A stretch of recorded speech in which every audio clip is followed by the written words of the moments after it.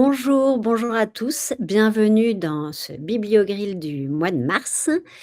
Ce Bibliogrill a la joie d'accueillir aujourd'hui Bénédicte Dauchin. Bonjour Bénédicte Bonjour Eleonore.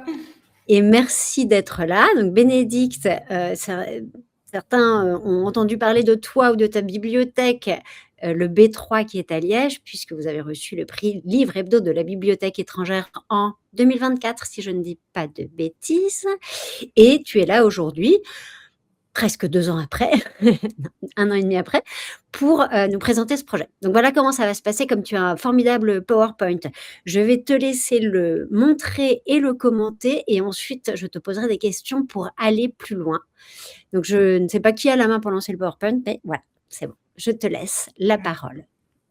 Voilà, alors oui, je vais revenir au début du PowerPoint, hein, ce sera plus facile. Bonjour à toutes et à tous, et un tout grand merci en tous les cas de nous laisser ce temps de parole pour présenter le B3, qui est vraiment donc, comme Éléonore l'a dit, un projet qui se situe à Liège et qui est porté en fait par la province de Liège, hein, qui correspond grosso modo en France à ce qu'on appelle les départements.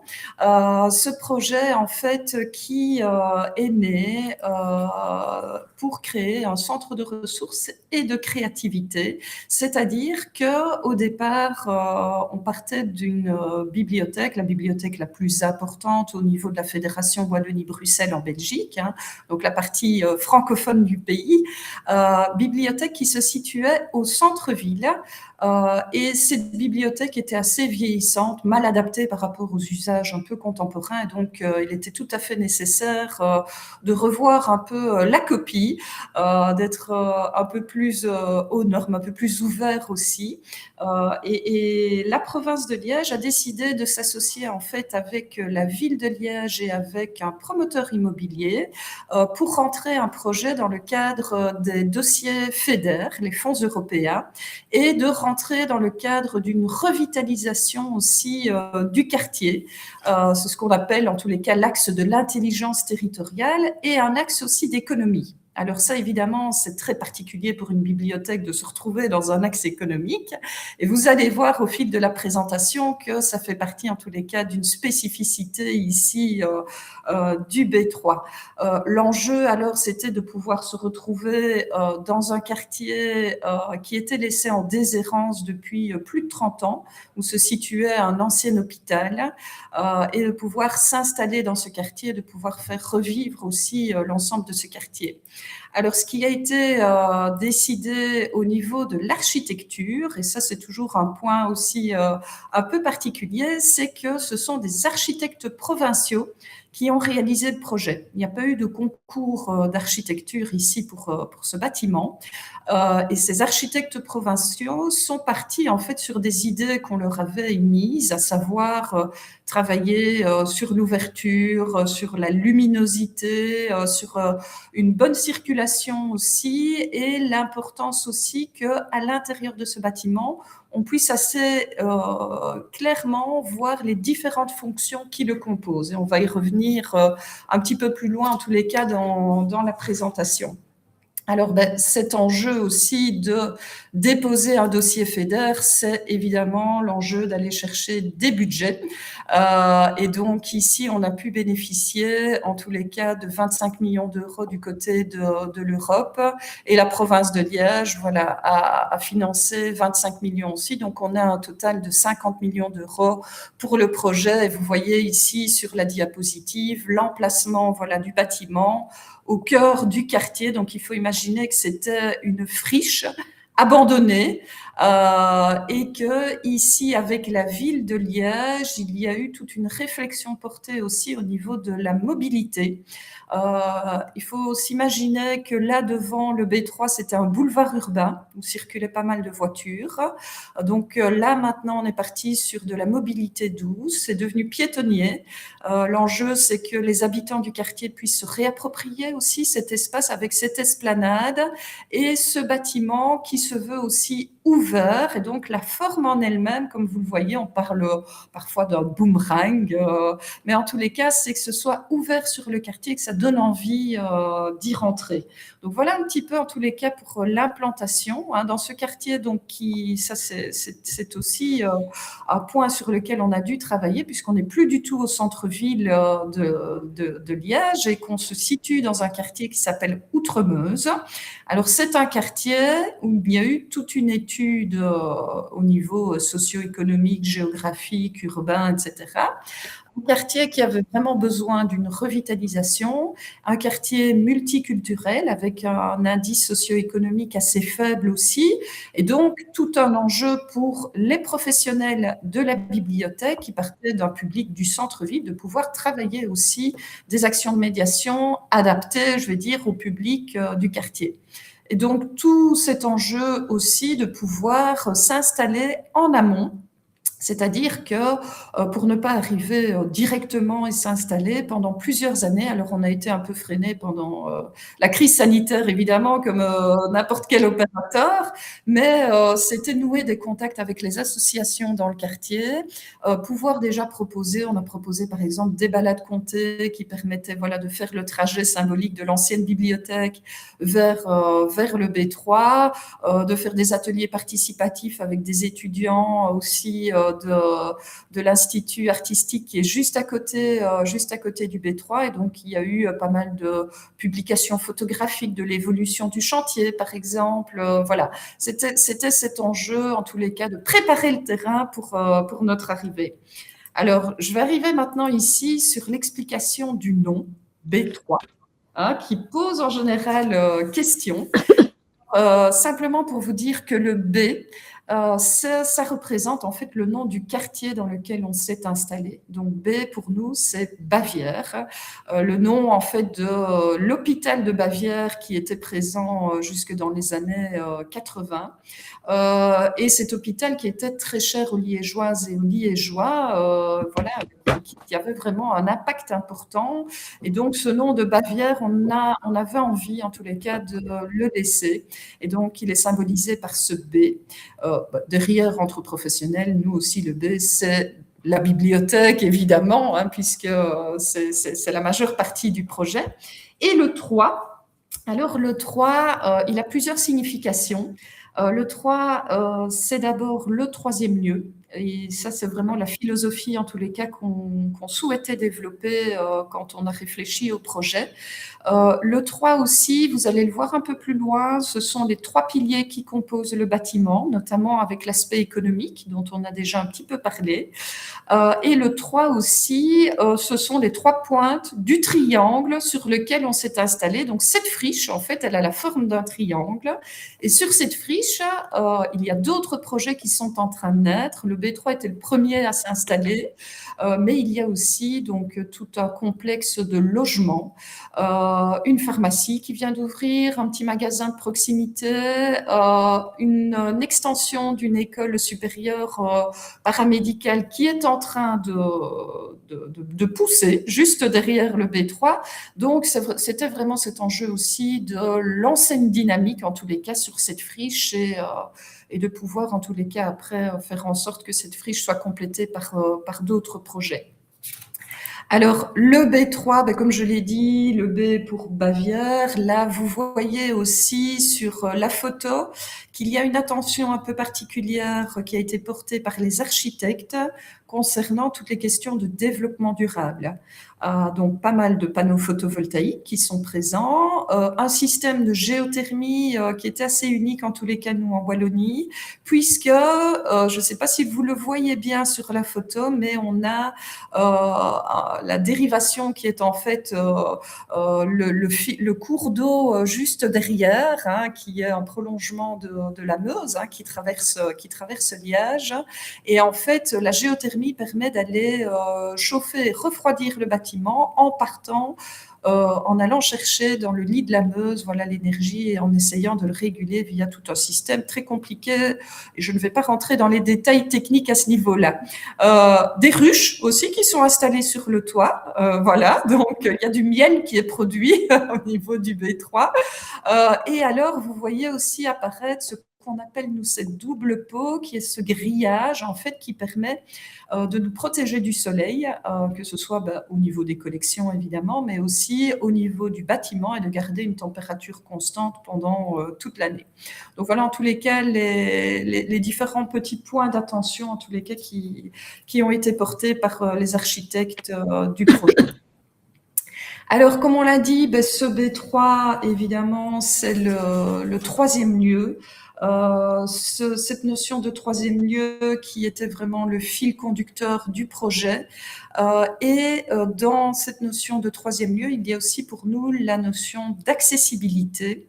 Et on s'est lancé en août 2024 sur un nouveau projet qui est un projet d'Open Plus, qui est porté par Bibliotheca et qui permet en fait d'ouvrir le B3 bien au-delà des horaires d'ouverture habituels, et donc d'ouvrir en soirée. Donc ici, le B3 est ouvert jusqu'à 21h30 tous les jours de la semaine, jusqu'à 20h le samedi, et alors certains dimanches, pendant les périodes, alors en Belgique on appelle ça le blocus, c'est les périodes de révision pour les étudiants, en mai-juin ou en janvier, voilà, où on a énormément de jeunes qui fréquentent les lieux, quoi. Et donc ce B3, l'enjeu aussi, c'était que le public ait envie de passer du temps. Donc, vous allez voir dans ces diapositives l'importance pour nous d'avoir du mobilier de confort, d'avoir des espaces dégagés, et donc les collections qui ont été concentrées dans ce qu'on appelle une tour de livres, justement pour permettre ces nouveaux usages, des gradins, voilà, et différents espaces d'animation qui ont été conçus en fait avec les équipes en partant des besoins du public. Ça a été vraiment un angle qui a été pris avant de positionner même les collections. On est parti sur les besoins du public, et donc en fonction de ces besoins, quels espaces étaient nécessaires, quels services devaient être rendus. Et donc ça a généré en tous les cas la disposition telle que on la présente au public. Alors, je vous disais aussi, dans le B3, il y a 3 piliers. Le premier, c'est le centre de ressources, avec ses collections. L'exploratoire des possibles, en fait, là, c'est toute la partie en fait qui concerne aussi un autre fil rouge qui nous est cher, à savoir l'écriture et le numérique. Et donc, c'est un Fab Lab qui permet au public de pouvoir réaliser toute une série de projets en lien avec l'écriture et le numérique. Et le troisième volet, c'est cette pépinière d'entreprise qui nous permettait en tous les cas de rentrer dans les enjeux FEDER sur cet axe d'économie. Cette pépinière d'entreprise qui accueille des porteurs de projets naissants dans le domaine des industries culturelles et créatives, et donc des porteurs de projets qui peuvent développer toute une série d'actions aussi en lien avec l'écriture et le numérique. Alors, pour revenir un peu plus en détail sur le centre de ressources, là, je vous parlais de la tour de livres. Vous voyez en tous les cas que sur plusieurs étages, on a ces collections qui sont un peu rassemblées, qui sont un peu plus denses, et avec une organisation qui a changé beaucoup pour nous au niveau des collections, puisqu'avant, lorsque nous étions dans l'ancienne bibliothèque qu'on appelait la bibliothèque des Chirous, les documents étaient classés par type de support, et ici, on est passé sur un classement plutôt par pôle, par domaine de connaissances, avec un mélange de supports. Donc, on va retrouver en histoire aussi bien les livres, les revues, les documentaires, tout ce qui a trait à une thématique. Et donc, au total, on a disponible directement au public environ 250 000 documents. Le reste est situé en réserve au sous-sol, donc avec pas mal de documents qui sont présents là, et des types de documents aussi nouveaux qui ont été présentés lors de l'ouverture au B3, que ce soit du jeu vidéo, que ce soit des livres d'artistes, que ce soit des œuvres d'art avec une artothèque aussi, et énormément, ça a de plus en plus de succès, des jeux de société. Voilà. Alors, l'exploratoire des possibles, ça c'est la partie en fait, où on va bidouiller. où on va accueillir un peu monsieur et madame tout le monde qui a envie d'en savoir plus et qui a envie de se former. Et donc là, c'est tout un parc machine au niveau du Fab Lab qui est mis à disposition. Et ce qui était très important aussi pour nous, c'est de ne pas faire à la place de l'usager, mais de l'accompagner dans l'utilisation des outils. Et donc, nos collègues sont là pour analyser le projet, leur dire, bah, écoutez, voilà, on va vous expliquer un peu comment fonctionnent les machines et créer aussi une communauté pour que, au final, ces usagers puissent, s'ils ont envie, et c'est déjà en train de se passer après 2 ans et demi d'ouverture du bâtiment, puissent eux-mêmes former des nouveaux usagers et en tous les cas, faire part de l'expertise qu'ils ont acquise de la part de leurs collègues. Et donc tout cet enjeu, c'est que ces personnes qu'on va former petit à petit, qui viennent au niveau du centre de ressources, qui viennent s'informer, qui viennent tester par exemple du jeu vidéo, s'ils ont envie d'aller un peu plus loin dans la démarche, peut-être qu'ils pourront passer à l'étape de l'exploratoire des possibles, où voilà, ils vont être mis en contact un peu direct avec les machines et avec le numérique. Et c'est pareil au niveau du jeu vidéo, où là, on va travailler la question de la narration dans le jeu vidéo pour faire le lien avec l'écriture. Et puis, on espère peut-être après susciter des vocations et leur donner envie de se lancer dans leur projet.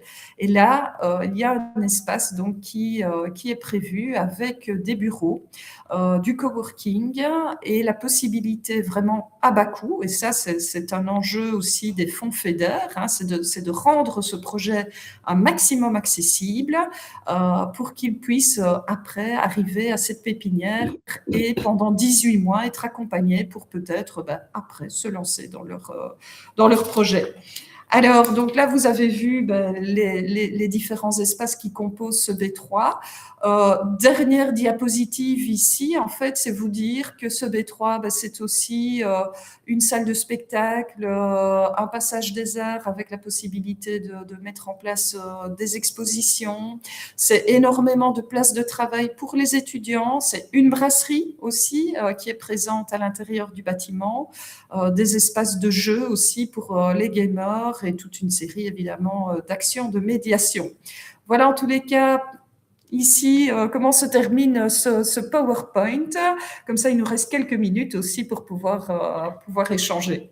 Oui, et approfondir certains points. Donc moi, j'ai des questions, je reste alerte si des questions, nous arrivent des collègues qui nous écoutent. Alors, bon, d'abord évidemment, enfin moi j'ai eu la chance déjà de venir 2 fois, mais en voyant ces images, j'ai qu'une envie, c'est de revenir et d'y passer vraiment du temps, comme tu disais, parce que, moi nos visites sont un peu éclairs à chaque fois et voilà, donc ça donne très envie, je trouve. Donc merci beaucoup pour cette présentation et je trouve que la première question que ça pose, enfin, si je me trompe pas, toi, avant, tu étais directrice des bibliothèques de Liège, donc de la ville, hein, De la et là province, oui. de la province. OK, et voilà, et maintenant tu es, directrice de cet établissement et donc qui est bien plus qu'une bibliothèque et qui intègre, des nouveaux collègues qui sont pas, Tout à eux, fait. forcément bibliothécaires, donc Oui. d'autres cultures de travail, d'autres, voilà. Et alors, est-ce q la question qui se pose, c'est ces 3 piliers, comment ils se parlent entre eux? Mhm. Comment, les cultures professionnelles interagissent? Est-ce que chacun reste un peu dans son silo ou est-ce que la synergie qui a l'air de prendre chez le public prend aussi entre, le personnel qui travaille dans ces différents lieux? Et enfin voilà, comment ça marche? Alors c'est vrai que c'est un sacré défi, hein, donc ici, c'est vrai que moi, au niveau du poste que j'occupe maintenant, c'est le département culture de la province de Liège. D'accord. Donc il y a le B3 avec tous les services de lecture publique et le réseau des bibliothèques en province de Liège. C'est Oui. environ 150 implantations sur le territoire. Donc il y a toute la circulation aussi et l'animation de ce réseau. C'est aussi un musée de société qui est présent sur le territoire de la ville de Liège. Ah! Liège. C'est aussi de la gestion de projet, pour soutenir et accompagner, les créateurs dans toute une série de disciplines, hein, que ce soit, au niveau de la musique, des arts plastiques, de la bande dessinée, du théâtre, de la chanson, et cetera. C'est aussi, ben voilà, une administration derrière, bah, qui permet d'animer, voilà, et de mettre en œuvre tous les projets, des différents secteurs. Alors c'est clair que, je ne vais pas dire que ça a été facile du premier coup et que ce n'est pas, ça demande en tous les cas, une attention constante, Mmh. de pouvoir établir un bon dialogue entre les différentes équipes. Et à notre arrivée au B3, il y a eu un énorme remaniement de notre organigramme Mais avec la d'accord. création en fait d'une nouvelle équipe qu'on a appelée, une équipe de médiation culturelle transversale. Et donc qui a pour enjeu, d'être attentive, cette équipe, à ce que les projets qui sont mis en place, il puisse y avoir des échos au niveau des autres secteurs, d'un secteur à l'autre. Je vais prendre un exemple concret. Ici, nos collègues lancent à partir de samedi, toute une semaine dédiée, à la musique et au son et à l'écoute, de la musique et comment la musique peut nous influencer au quotidien. Donc, ils ont lancé tout un programme d'activités. Et bien, ce programme d'activités a été conçu avec les collègues des bibliothèques qui ont sorti leur collection en lien, voilà, avec la thématique, avec notre collègue de l'Artothèque qui a trouvé des œuvres d'art, en lien avec la musique, avec les collections du musée, avec certaines archives qui ont pu être valorisées, Mmh. avec nos collègues gestion de projet aussi qui travaillent le théâtre et qui ont pu conseiller voilà des pièces de théâtre, avec nos collègues au niveau de la musique qui ont proposé alors un concert. Donc voilà, c'est vraiment cet enjeu que cette équipe, en tous les cas, puisse faire le lien. Alors c'est clair que ce sont des cultures de travail différentes, que ça demande aussi des formations. Et ça, on s'en est aperçu en s'installant ici au B3. Et c'est aussi bien en interne que vers les publics, c'est pouvoir être à l'aise aussi face au nouveau public auquel on a dû faire face, et notamment ce public jeune, ce public d'adolescents. Alors, on avait imaginé créer toute une série d'actions de médiation pour les attirer. On n'a pas eu besoin, puisque ils ont très vite trouvé le chemin du B3 et qu'on s'est retrouvé certains jours à devoir gérer des situations. On est allé jusqu'à un pic de 7000 personnes par jour en période voilà, vraiment très très dense. C'était ingérable. Et donc, c'est travailler aussi la médiation. Et donc, via des formations où on a aussi bien des collègues bibliothécaires que des collègues de la médiation, on essaye de voir un petit peu comment on peut travailler ensemble ces questions-là. Voilà, un défi quotidien. Ouais, un défi quotidien et puis on imagine que, voilà, on est au début, on voit bien qu'il y a cette attention à prendre une place dans un écosystème et puis cette équipe dédiée, et puis que ça va évoluer avec le temps, de toute façon des nouvelles formes, de nouveaux formats, de nouvelles manières de travailler ensemble. On imagine que enfin, ça peut pas être figé ce genre de projet. L'équipe, spécialisée là dans la médiation et la transversalité, c'est combien de personnes? Parce qu'en fait avec enfin cet écosystème me semble énorme évidemment, c'est l'échelle de la province donc eux ils sont combien? Alors, donc en fait, ici au B3, on est une équipe d'environ 200 personnes. OK. Donc avec le personnel d'entretien, personnel administratif, Mmh. etc. Et l'équipe de la médiation, là, ce sont 6 personnes. Voilà, qui proviennent des différents secteurs et qui donc avaient une autre casquette avant et Mmh. qui se sont lancés ici dans ces nouvelles missions. Donc c'est clair qu'il y a un temps d'adaptation aussi pour voilà, acquérir ces nouvelles missions. Oui. Et donc ils sont plus chargés de projet, mais est-ce qu'ils participent enfin si j'ai bien compris, mais est-ce qu'ils participent aussi à l'accueil du public, comme les autres, comme d'autres Alors, collègues ou est-ce enfin, alors est-ce en qu'ils sont fait, spécialisés? Est-ce qu'on est multitâches? Est-ce que Alors là, ils ne participent pas pour le moment au service au public, mais ils aident en tous les cas dans le cadre d'actions de médiation. Et leur Ouais. enjeu aussi, c'est de travailler la question du partenariat, d'aller Mmh. chercher les publics les plus éloignés de la culture, de la lecture, etc. Et ça, on a essayé de le faire notamment avec le public ado, en travaillant avec des maisons de jeunes, des écoles de devoirs du quartier, etc.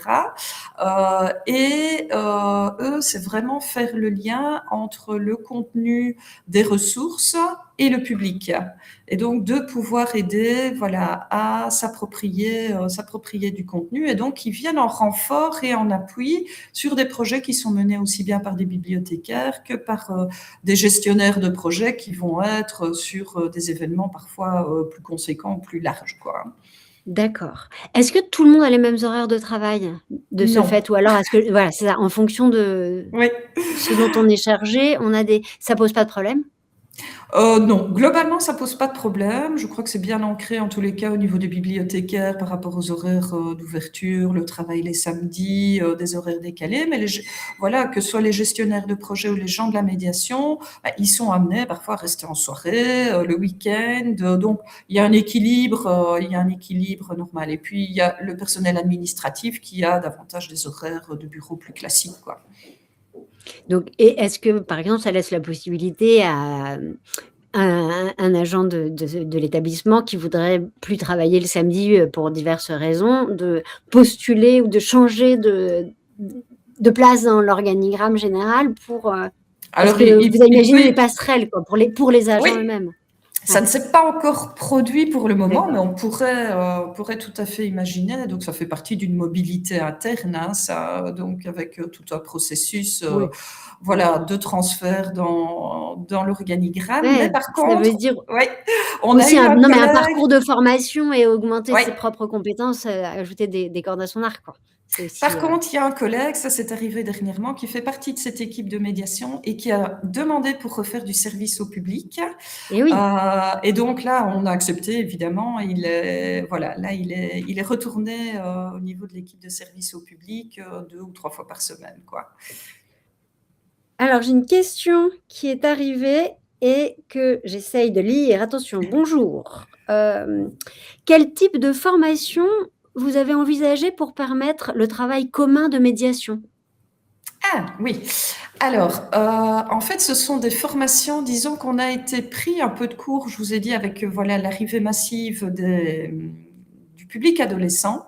Et Ouais. donc on a profité, en fait, enfin profité, voilà, de cette problématique, parce que c'était clairement très douloureux pour les collègues. Voilà, ils ont vécu, des choses assez difficiles. Et là, on a mis en place toute une série d'accompagnements de formation, notamment sur, la gestion du stress, la gestion des conflits, et en mélangeant alors les équipes. Il y a eu une autre formation où on a fait appel à un éducateur de rue qui avait beaucoup travaillé avec le public jeune. Et donc là, pareil, il est parti Mmh. aussi. Et alors, dernièrement, on a eu aussi une formation, je pense, avec une de vos collègues, Raphaël Gilbert, sur la cohabitation des publics.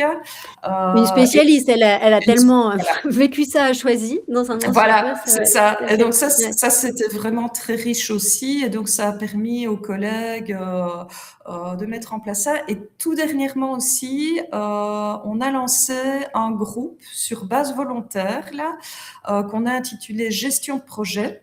On a posé un cadre au niveau des responsables en disant voilà, ce sont des réunions d'une heure. On est sur les pouvoirs délégués, donc c'est chaque fois un animateur différent, chaque fois quelqu'un qui fait le compte rendu. Donc ça tourne entre eux, mais on les laisse s'organiser entre eux. Et tout l'enjeu de leur côté, c'était d'une part d'apprendre à mieux se connaître, parce qu'on s'est Mmh. rendu compte, comme on est un gros département, qu'on ne sait pas Bah oui. toujours qui fait quoi, et de travailler en filigrane la transversalité. Et d'eux-mêmes, tout de suite, ils ont dit ah ben oui, non, on va pouvoir faire des liens dans nos projets.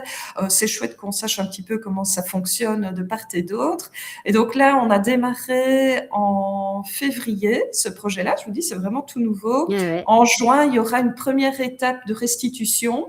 Donc là, les responsables se sont retirés. C'est vraiment les collègues qui gèrent ça en propre. Et puis alors, on va voir en juin un petit peu quels sont les résultats et comment on décide de de faire évoluer ce groupe, si voilà, les quelques mois ici ont suffi, ou bien s'il faut aller un peu plus loin. On a mis en place aussi un Padlet, donc un petit outil collaboratif avec échange de documents, voilà, pour essayer de faciliter aussi cette transversalité. Qui Voilà. fonctionne bien? Alors, c'est nouveau, mais oui, ils sont assez contents parce qu'on avait des procédures qui n'étaient pas toujours très simples au niveau, enfin, qui restent compliquées au niveau administratif. Et donc, trouver le bon document à la bonne place, c'était pas toujours évident. Donc là, voilà, on a tout recentralisé. Ils ont le lien vers ce Padlet et voilà, on va l'éprouver, le compléter, le faire évoluer. OK, bah, c'est drôlement intéressant parce que c'est vrai, un nouvel établissement, c'est forcément penser l'organigramme et donc le management et donc les outils et ça veut dire aussi, que des équipes qui soient prêtes à expérimenter, à changer leurs habitudes et tout ça. Donc ça enfin, je pense qu'on prend tous la mesure de l'énormité du chantier, de cet aspect-là aussi, Oui. humain et professionnel et si j'avais eu le temps, parce qu'on arrive à la fin de notre entretien, je t'aurais aussi posé la question sur, voilà, d'être dans un projet FEDER européen de cette ampleur avec du public et du privé, enfin bon, mais on explorera ça peut-être une autre fois. J'aurais tellement aimé, bon, la fréquentation, on a compris qu'elle était complètement au Oui. rendez-vous, mais j'aurais bien aimé, voilà, des évaluations plus peut-être qualitatives aussi, pas que quantitatives, et Mhm. puis la visibilité que vous a donné ce prix Livre Hebdo, et puis justement aussi cette place faite à l'économie, qui est presque un gros mot dans certaines Mhm. bibliothèques, alors que ben voilà, peut-être c'est aussi intéressant de réfléchir à la sémantique, au centre de ressources et que, Oui. évidemment, accompagner des jeunes entrepreneurs, pas que dans le milieu de la créativité, même si là, vous, c'est votre cas, ça pourrait vraiment, il y a que nous, il y a la BNF le fait, la BPI aussi, mais sinon en France, c'est beaucoup plus ponctuel. Bon, évidemment, tout l'aspect écologique du projet mériterait 3 séances à lui tout seul. Voilà, donc j'ai envie d'ajouter une troisième raison pour avoir des B, c'est que donc Bénédicte est restée à la tête de ce magnifique projet. Donc tu as compris, moi alors je réfléchis quand même, il n'y a pas une dernière question qui est arrivée? Non. Si tu le veux bien, on mettra ton adresse ou celle d'un collègue si tu veux charger quelqu'un d'autre de répondre aux questions. Mais donc voilà, Avec heu plaisir. les questions peuvent arriver, au fil des visionnages qui ne sont pas en direct. Donc en tous les cas, je te remercie énormément pour Merci cette aussi. présentation qui est, voilà, mais c'est notre format qui le veut, hein. Il y a toujours une petite frustration, on voudrait que ça dure plus et je suis en train de dépasser comme je le fais rarement. Merci à tous de votre écoute. Merci à la régie et aujourd'hui, merci à Claire notamment, mais aussi à Floriane, enfin bref, aux équipes de la BPI qui nous accompagnent et à ceux qui nous écoutent et nous regardent et surtout un grand merci à toi Bénédicte. À très bientôt. Merci Merci. beaucoup.